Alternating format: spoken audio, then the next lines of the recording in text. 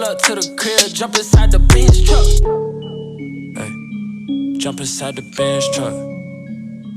I may sell the lamb. What is up, guys? Edgar here, lifestylesdefined.com. Welcome back to LD Photo. So today I'm talking about release forms, and this is for those of you that are just now starting to build up a business out of photography. If you are looking to making a business out of photography, this topic should be useful to you. So as far as release forms, I didn't really think about it at all. Photography for me was an outlet. It was something that I started doing to kind of express myself. It was a hobby that for me was a healthy thing. It was a way for me to go out and go to different places, shoot different types of photography, landscapes, portraits, my children, my family, my friends, just life in general. And that's what I was doing with photography. But obviously with photography, it's easy to fall in love with, and once you do, it's really hard to stop, and it's really hard to even get out of it, even if you want to. And it kind of consumes you in a way. I'm always thinking of different things, different projects that I want to do, different places that I want to travel to. So many different types of photography that I can do. And to me, it's going to be an endless journey, really. I'll be doing it till I'm old and gray. But now that I'm building a business out of it, I have my website done, I have my Facebook page, I have my Instagram account, that are all working together in the back end of a business. Now I have the finances kind of already almost done as far as what I'm going to charge for certain things, certain services and things like that. I'm starting to build a clientele now, so I have a few photo shoots in the future here coming up. I've started making money now, or a profit now, with photography. And there's some questions that started to rise up as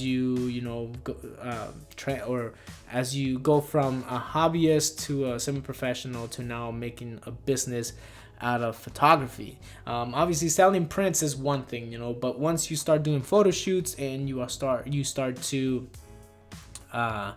deal with models and kids and young adults or minors, you do have to think a little bit more in a way that you have to protect yourself as a business.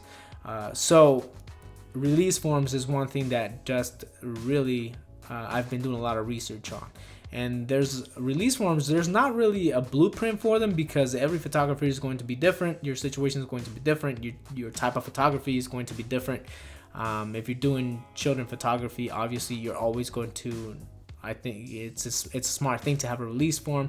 When you first start photography, like the way I started and the way that I became better at photography was by photographing my friends, my family, people that I knew, people that I trusted. And so when you're shooting them, obviously you're not gonna make them sign anything, and in fact most of the photo shoots that I did for friends and family were for free. It was a way of them helping me to build a portfolio and become better at my craft. And so I didn't charge, and there was no reason for me to have a release form. It's my family, it's my friends, it's people that I knew. So they really appreciated the fact that I was actually taking their photos. But now that I'm starting to make a profit, now it's it's taking a turn. Now you're dealing with models, you're dealing with parents and kids. Obviously if you're going to do a photo shoot and you go on Facebook or whatever social media outlet you use, and you say, hey, I need a model that I'm going to do this type of photo shoot, you can't just have them show up, you take the picture and it'd be a verbal thing. It can be, but the smart thing to do would be to protect yourself. So you sign a release form for your photographs, giving them the permission to print the photographs that you're about to take.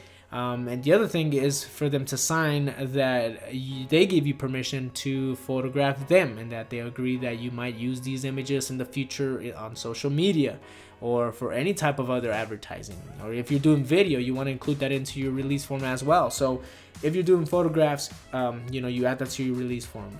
That if you're going to use them for advertising on social media or on TV, whatever it may be, you got to add that to your release form. If you're going to use video, you got to put that in there as well, and they have to read it, they have to agree to all of that. Because if you do release a video and it has their photographs or any type of video footage, of them, and they do not want to, maybe they didn't want to be put out there, and they can sue, and that's something that's a real thing. But again, it's something that I didn't really think about until I started to make a profit. And I asked that there's a group that I follow on, it's a Facebook page that I follow, and it's a group of photographers, up and coming and professionals, hobbyists and all. And so I asked that question. I said, how many of you use release forms? 100% of those photographers told me that they use release forms. Or maybe there was one that said that they didn't, but they probably should be using release forms. So I asked them, hey, can you shoot me an example of what your release form looks like? And they did. And I took it and I customized it to what my situation is, what type of photography I'm going to do. When you're dealing with minors, obviously you want to have a parent guardian sign the form. And again, if you're shooting a picture of children, some parents may not want you to share those photographs on your social media, and that is something that your release form can include. It can include special requests for the client that they can write down what maybe they don't want to agree to, and they can sign the release form, and now you have that, which if you're a good professional businessman, you will take that into account. And maybe they don't want their photos shared on social media, so you don't do it. It's part of the contract. It's part of the transaction, or the business transaction. So I think release forms are definitely a must once you start to make a profit. It's just a way of protecting yourself, and also a way for your client to feel protected. It makes you look more professional. I think that it's, again, a topic that I didn't really even think about, and I never even thought that I would even have a release form that I would have people sign. I mean, it just didn't make any sense to me back then. It was just something that didn't even cross my mind. But again, now that I'm moving towards making a business out of it, now it's suddenly a real thing.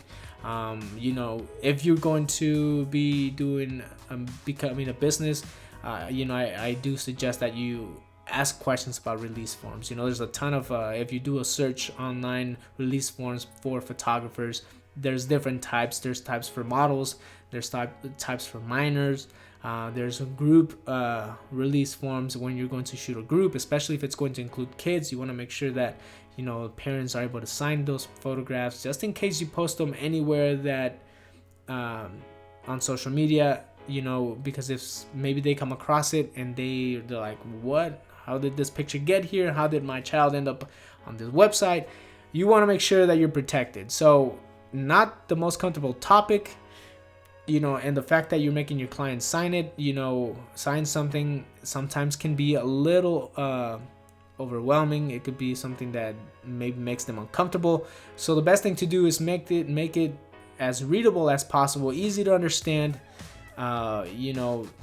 Explain to them exactly what it is they're signing. Don't just give them the form and make them sign it. Just if you have the time, most of the time you meet with your clients before you do any type of photo shoot, go there, take the form with you, explain to them exactly what it is.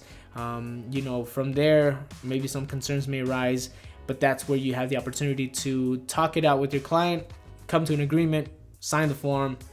You're good to go. Now all you have to worry about is the photo shoot. The last thing I like to do, show up at a photo shoot and show up with a release form that they have to sign before I even start photographing them. I think that just kind of doesn't set the mood in the right direction. So anyway, let me know what you think about release forms. If you use them, if you don't, what you include in them.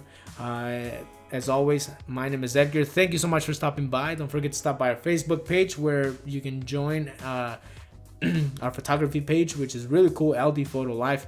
That is where we give you tips on photography. We post articles, we post our videos there too, and it's just a community that's growing, and I think you guys would appreciate it, especially if you're an up-and-coming photographer and you're just starting to get into it. You can share your photos there. We can give you some tips, some critiques, and help you out to become a better photographer. Anyway, thank you so much for stopping by. My name is Edgar, signing off. Peace. Well, I guess. And the reason we started Lifestyles Defined is because if we weren't on camera arguing about these things, the technologies, the phones, the iPhones, the Androids, the cameras, the games, we'd be on the phone arguing about it. We'd be in each other's houses arguing about it. So why not just put it in front of a camera for everyone to enjoy it the way we do? That's what Lifestyles Defined is all about. We just love this shit.